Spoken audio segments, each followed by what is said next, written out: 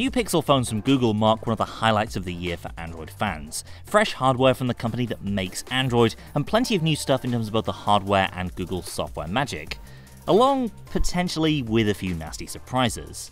But before you think we're going to spend this entire video trashing the Pixel 4 before we've even seen it, a little bit of housekeeping.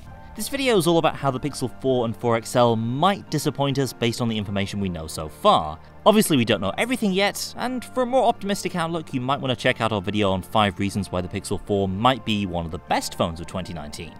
And with that, onto our list. I'm Alex from Android Central, and here's why the Pixel 4 might just end up disappointing us after all.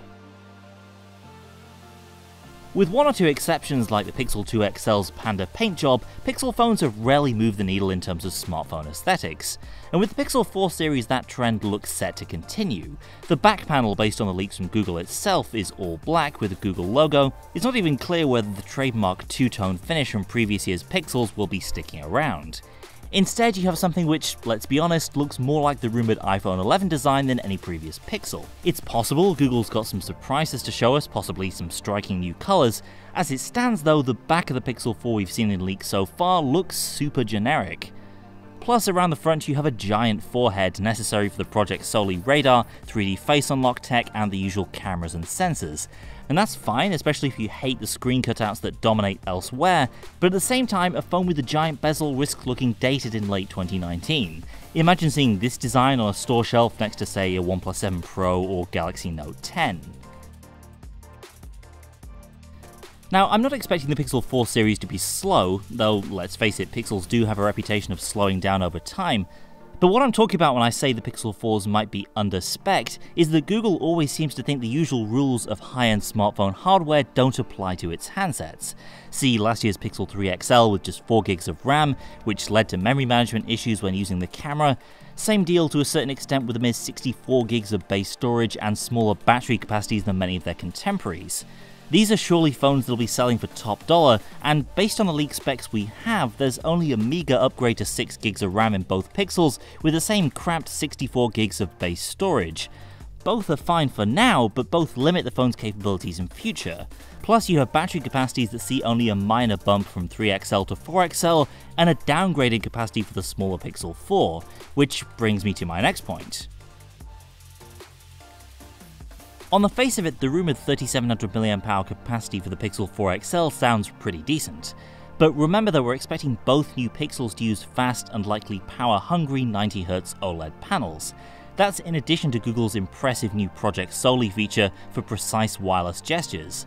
And that's a lot of new technology likely to make a serious dent in any smartphone battery. Consider the OnePlus 7 Pro for instance, which managed just about average battery life from a larger 4000 mAh cell, with a lot of that battery drain being taken up by the 90Hz panel.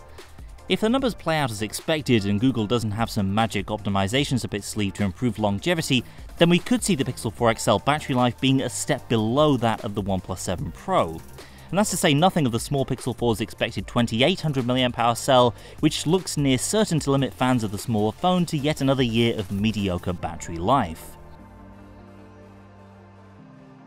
Last year saw Google shipping phones with one rear camera when 2 was the standard elsewhere, and this year it seems Google will limit itself to 2, just a standard and a telephoto, when table stakes is increasingly 3 or even 4 rear cameras.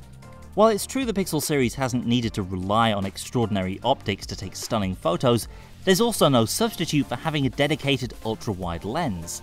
Phones like the Galaxy S10 and Huawei P30 Pro can take amazing wide-angle photos, and I'd like to see what Google with its HDR+ technology could do with ultra-wide photography on a phone, but it looks like I'll have to wait another year to see this.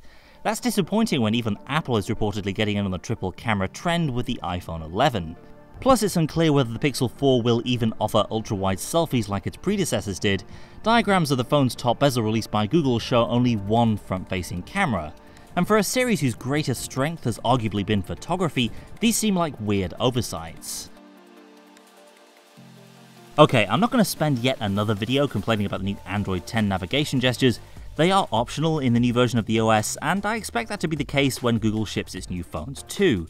But these new gestures have been contentious among people who've used the Android 10 beta so far, and they conflict with many of the gestures built into popular Android apps. Now, Google has made sure developers can work within the new gesture system with the option for exclusion areas so apps can work properly, but this is still going to be a pain point for many early Pixel 4 adopters, to the point where frustration might even lead to some units being returned.